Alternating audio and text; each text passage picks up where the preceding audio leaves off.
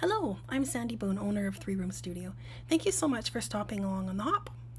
I'm so excited to be a participant and a sponsor in this Canada Day video hop that is a chance to showcase some of our incredible Canadian talent. Some of the other sponsors and participants are even new to me, so this is a great chance to find new friends and fellow paper crafters to follow. For my project, I created this card using a ThreeRoomStudio stamp set called Believe-in-Fairies. To begin with, I drew a circle on a piece of A2 size cardstock using a circle die. I didn't do any die cutting on this card, I just used the die to trace about a 3¼ inch circle in pencil line to line up the fairies to create their circular flight pattern. Because I didn't know for sure how much space I'd need between them, I used a MISTI stamp positioner to stamp out a rough guide first. I was then able to use this guide to line each image up in order to stamp the final images on the A2 card front I was going to use. For this project, I used Copic markers, so I stamped the images in Nina Solar White 110-pound paper with Gina K Designs amalgam ink. I started out by coloring all the skin tones. I'm just going to put some music in here and I'll list all the colors I used at the top of the screen.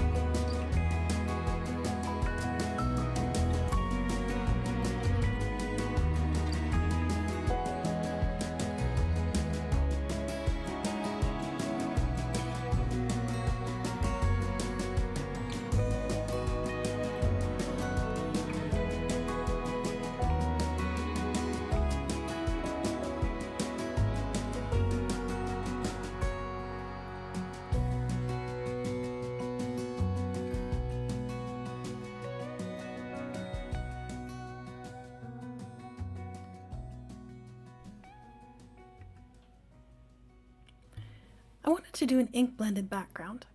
So next I cut out masks for each of the fairies using Inkadinkado masking paper. I started out including the wings as well, but then I decided I wanted them to be transparent, so I cut the wings off the masks as well.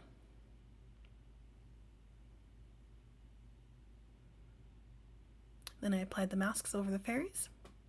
And then using a blender brush, I started from the bottom with Seedless Preserves Distress ink.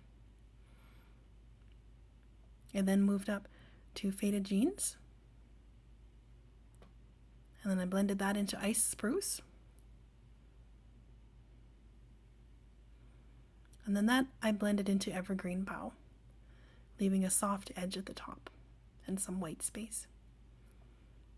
And all the time I moved back and forth between the colors until I got the blend that I wanted. I knew the Seedless Preserves wasn't going to be as dark as I wanted, but I liked the shade of purple, and I just wanted it to be darker. So at the end I used black soot to darken the purple, and I also brought it up slightly along the sides, and this is going to make the sides look darker, which would then make the center appear brighter. Then I used my distress sprayer to spray some water droplets over the distress ink, use some paper towel to lift up the color and create some lighter spots. I had to quickly remove the masking paper as well, since it really isn't made to take any water on it and was already starting to get soggy. So then I used a paintbrush dipped in water to apply a few more smaller droplets, and I picked up the color from those as well. This next little bit is the coloring of the dresses and hair, so again I'll put on some music while you watch.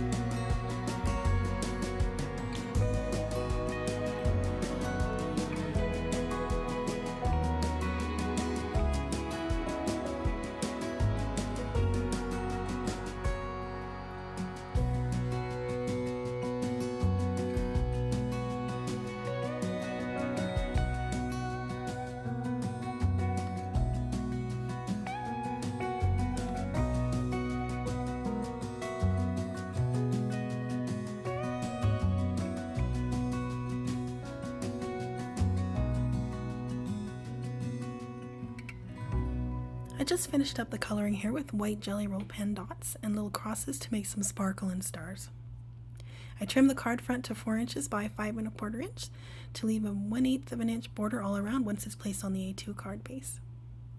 This stamp set has a little blob stamp that is actually meant to be a shadow for the fairy sentiment. I used Hero Arts Unicorn Pigment ink for the shadow, and since I wanted to stamp it a couple times to get a more opaque white, I used the Misty again. And since it was a pigment ink, I let it dry for a while. And when I came back, I turned the Misty around to stamp the fairy sentiment. This can be a little tricky to line up, so I first put a sheet of acrylic down over the card base, and then I did a test stamp on the acrylic. Once I was sure it was lined up, I took the acrylic away and used anti-static powder over the area I was going to stamp because I was going to use embossing powder for the sentiment. Once again, inked the stamp up, but this time with Versamark ink. And then when I used the Wow Metallic Gold Rich Pale Embossing Powder, I used a heat tool to melt the powder. Then I cut a 1/4-inch strip of white paper and did the same with the Wishing You and Happy Birthday sentiments. And once those were done, I trimmed them up and I put some foam tape on the back of them and figured out where I wanted them to go on the card, and I just set them aside. And just before putting the card front on the card base, I just spent a little bit of time doing a few finishing touches, like using a black colored pencil to put in a few shadows, a few more stars with a white pen, and then I also used my Faber-Castell white colored pencil to put in a few highlights as well.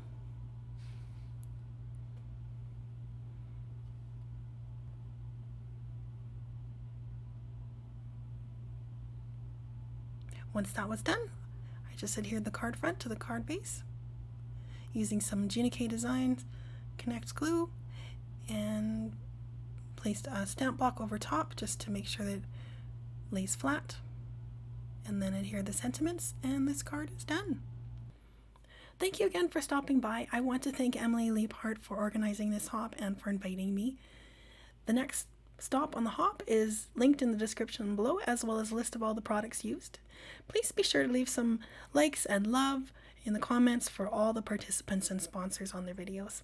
I hope you have a wonderful day. Bye!